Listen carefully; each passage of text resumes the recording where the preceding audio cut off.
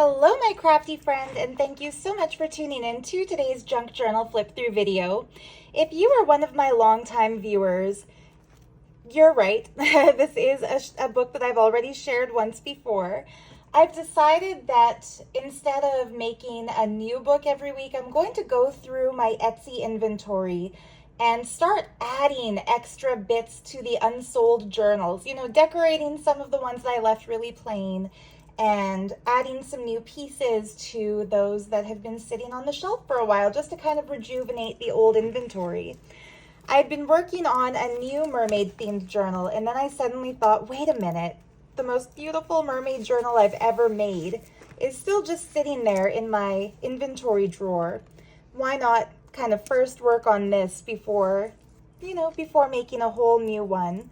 So yeah, this is one of my all-time favorite journal covers. I would say this is in my top 3 all-time favorite covers, along with the Jason journal. That's the one that has the really cool King Tutankhamun on the cover with the kind of false front cover that hides a jewelry collection beneath it. That's my number 1. Number 2 would be my personal junk journal, the big hoarder book that I made for myself. And this is my number 3 all-time favorite. So the golds to represent sand and the little fishies swimming in what I've made out of sari fabric to look like kind of like a coral reef or some kind of oceany goodness. I've layered lots and lots of organza under this embroidered thing to kind of give it waves and dimension and golden seaweed. And this big giant statement bauble piece on the bottom, believe it or not, this was actually a ring. And I took this topper off for proportion. Like, that's a big ring that I like to wear, but imagine wearing a ring where, you know, just one bead out of 12 is the size of a giant stone. So it's pretty huge to wear. Perfect for a journal. Anyway, let's get right into it. So I hope you've been having a good week. I hope you've been feeling creative and inspired. And if you're in the northern hemisphere as I am, I hope it hasn't been too unbearably hot where you are. Our air conditioner decided to stop working right before we started to hit the mid-30 to late 30 temperatures, which is, I don't know what that is in Fahrenheit, but in Celsius, it's freaking hot. So I'm going to keep my flip through short and sweet because I had to turn the fans off to avoid the noise. So yeah, I just filled this journal with beautiful mermaid things, including blue fabrics and aqua colored trims. Let's see, maybe if I angle the book here, we can fit it all in the frame. Yeah, that seems to work. So yeah, I didn't do much to change the original design. It still has the same tuck spots and flips and fabric tabs and such, but I added some really fun vintage prints that I found recently after searching vintage antique mermaid illustrations that are now public domain. So yeah, I've slid some extra little journaling spaces throughout the book, and I think they're a super cute addition. I left them all kind of blank on the back, but inked up so that there's a bit of a vintage appeal. This is one of my favorites. Lord Hanuman meeting mermaids on his quest for rescuing Sita. That, I should give context. I'm saying this as if everyone watching knows exactly what I'm talking about. In the epic story of the Ramayana from India, a goddess incarnate is kidnapped by a demon, and her husband god enlists the help of a monkey god to rescue her. And on his quest, he encounters mermaid people. So this cool kind of Thai-looking figures are the mermaids. And I love that they're crowned, and I love how bejeweled and decked out they look. It's just such a cool image. And I didn't know the history of that image when I first made this book. I thought it was just Thai mermaids. Really beautiful mermaid combing her hair by the beach in a seashell tuck spot. one of my vintage ledger pieces. So yeah, I really love the way this page came out. I had actually forgotten about this, but when I print paper, here's a little crafty tip. When I print paper, my printer always leaves a white border around the edges, and so I cut those off before I bind my books. Well, one day I had the idea, what if I lay those pages, those cut edges down, and then coffee dye a piece of green paper? How is that going to turn out? I was kind of hoping it would give a seaweedish effect, and it totally did. So I love it when projects turn out how we want them to. I love these ocean printables. Isn't she just gorgeous? So yeah, as I was going through this journal, it kind of struck me as odd that, like, how has this not sold yet? Because I filled it with genuine ephemera from the Victorian era, including this amazing calling card that shows the address tucked in under this beautiful image of ships out at sea, sailboats out at sea. And I love the edges of those Victorian calling cards. And just a little ocean charm. Stamps from Singapore showing really neat little ships, illustrations. And aren't these an interesting pair? Mermaids looking into a mirror. I always find it fascinating looking at old art to see, and this might sound triggering to some people, and I don't mean it to be, but body types that have been in style throughout the ages, because see how her belly is kind of hanging over her mermaid tail. Clearly they were painted as beauties of their time, and note how the beauty standards of today might disregard such individuals. I really enjoy, sometimes I watch videos about beauty standards throughout the ages. Not just videos, but I've read up on this a little bit too in some literature that might have a feminist tinge to it, if you catch my drift. That, yeah, I mean, we've heard of the term Rubenesque. Women who are quite large and voluptuous in the time of Rubens would have the body type that was considered the most beautiful. And when I was in South India, I noticed billboards and posters for movies and singers on TV all had a very, very curvy, voluptuous figure. So it's interesting. There are some channels on YouTube, and I'm so sorry, I forget the names of the video makers, but they go through plastic surgery trends and why never to get sucked into the trap of altering your original appearance. And there was one video that said, "You're not ugly, you were just born in the wrong era."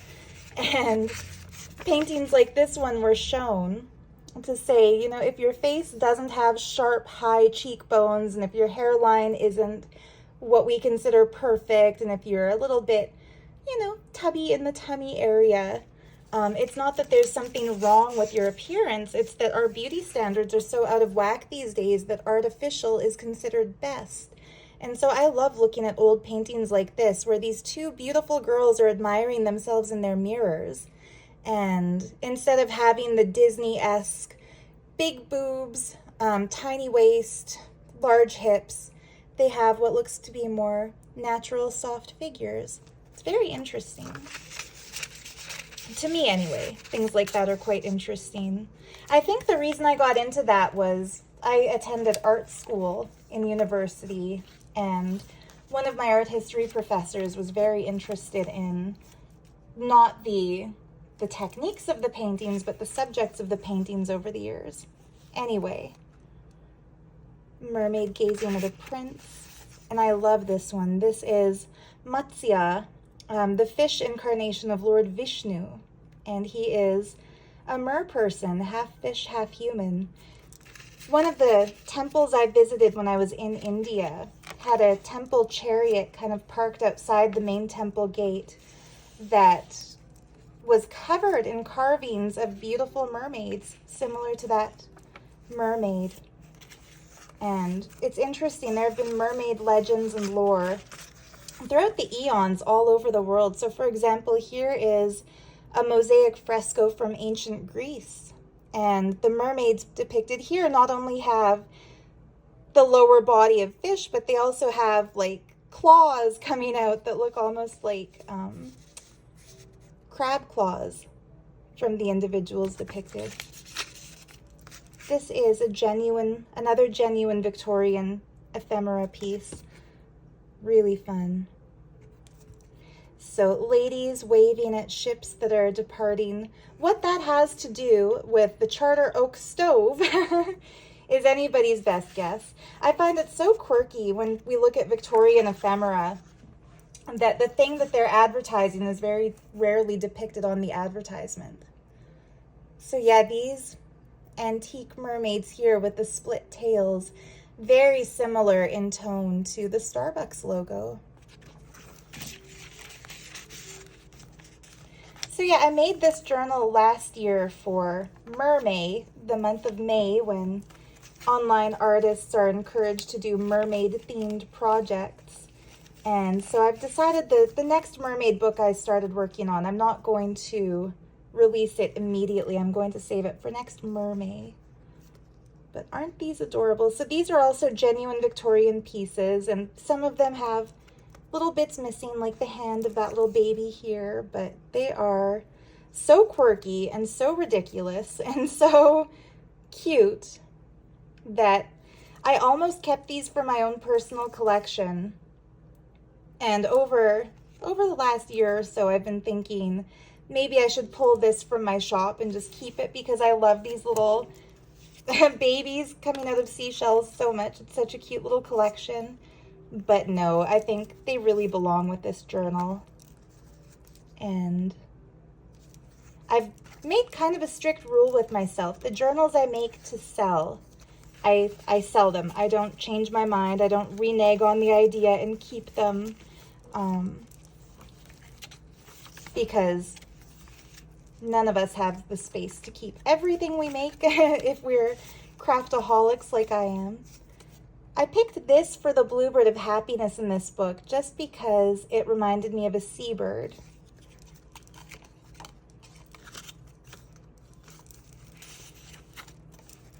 I love this mermaid.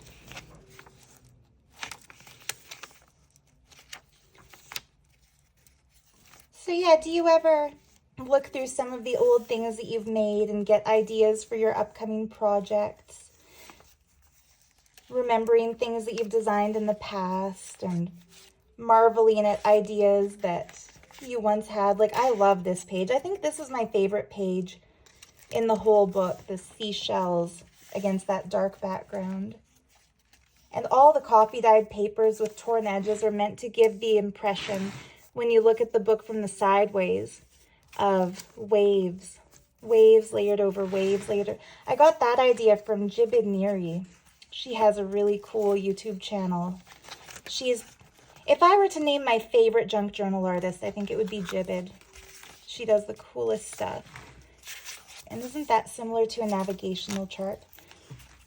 So yeah, the dangles from the spine here, or from the signature here, include genuine aquamarine with little faux pearls coming out of golden shells. Aquamarine has been considered a talisman for the sea since ancient times. Sailors would carry it as a charm against shipwreck. The same picture, but a little bit smaller.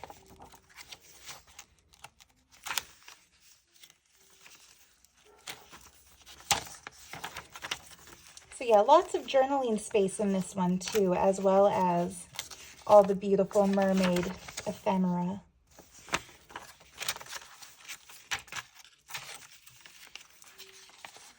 I love those old maps. Here's a detailed close-up of the Hanuman meeting the Matsya. And this beautiful, I guess I'll take it off. This beautiful pendant is really gorgeous if you look at the details. I found this cloisonné enameled fish bead and fell right in love with it, and decided to pair it with a beautiful big piece of clear quartz, a clear quartz crystal ball bead.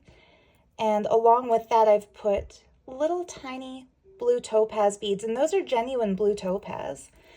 A gem of self-mastery and communication. And my personal favorite, and my birthstone. So yeah, that doesn't need to stay in the book. You can definitely take it off and wear it. Some gorgeous, gorgeous trim that gave some nice texture to this page. I was going to glue it down, and then I thought whoever buys the book might have a special place where they'd like to put it. So it sits in this other piece of beautiful vintage trim, this one from India. I'll lift that right up to the camera. Isn't it gorgeous, those beads?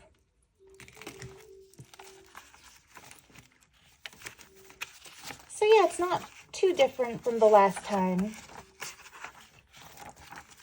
And that's just blank on the back.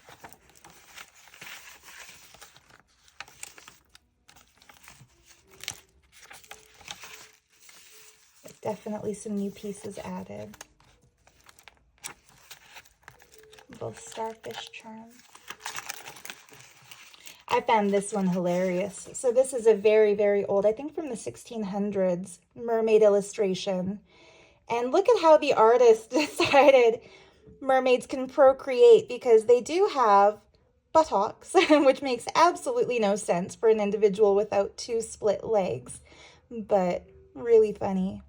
And again, gazing into the mirror, this one here, that is. And I love this trim, the green on green. So yeah, it's fun sometimes, I think, to look through our old projects and remind ourselves about what we made once upon a time. This is another favorite detail of mine, the little red crabs holding those fishy stamps.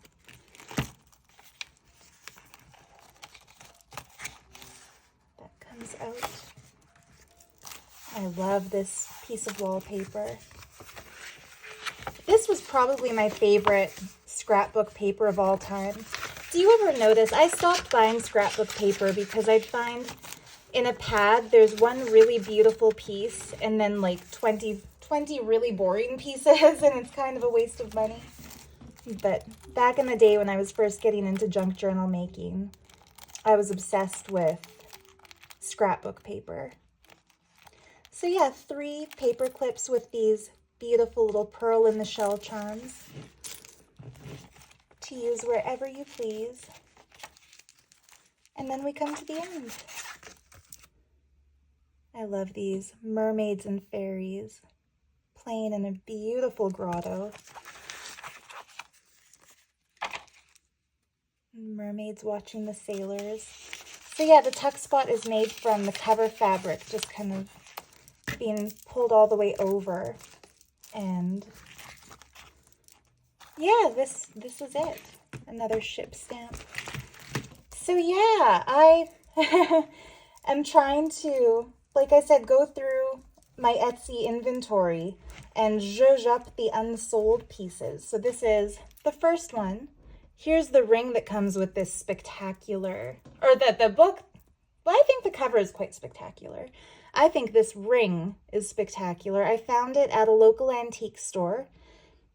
It's stamped 925, so we have reason to believe it's silver, although I have started to notice sometimes rings stamped 925 are more nickel, but whatever it is gorgeous, isn't it?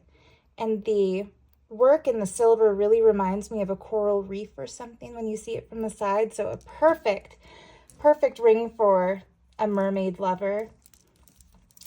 So yeah, if you've seen the previous video for this one, you'll know it's not totally different than the last time, but I think those extra little mermaid pictures do add something to it, and I hope you enjoyed a second look at this piece, because yeah, like I said, it's one of my all-time favorites and wanted to share it again. So I hope you have a wonderful rest of your day. Happy crafting, happy journaling. Let me know what you're working on, and we'll see you next time. Bye-bye.